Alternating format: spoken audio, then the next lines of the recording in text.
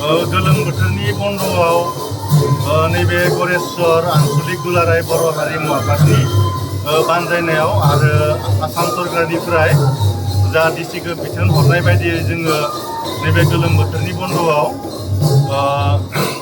जोंनि बर'नि जि माने ट्रेडिसनेल मोसानाय आरो जि खाम सिफुं जथा सेरजा दामनाय बेनि सायाव मोनसे मावबादा लानाय जादों, वार्कशप लानाय जादों आरो बे वार्कशपआ जोंनि गरेस्वराव जोबोद गाजा गोमजायै सोलिगासिनो दङ।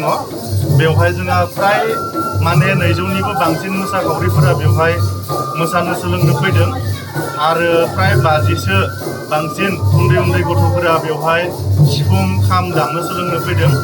ओंखायनो जोबोद जों गोजोननाय मोन्दों जाहाथे जोंनि बे माने गरेस्वर हालामनि उन्दै गथ'फोर देरफुहांनाय गथ'फोरा जोंनि बे कालसारनि सायाव जोबोद गोसो होदों आरो गावनि हारिमुखौ रैखाथि खालामनायनि थाखाय बिथांमोना बेवहाय बाहागो लाफैदों।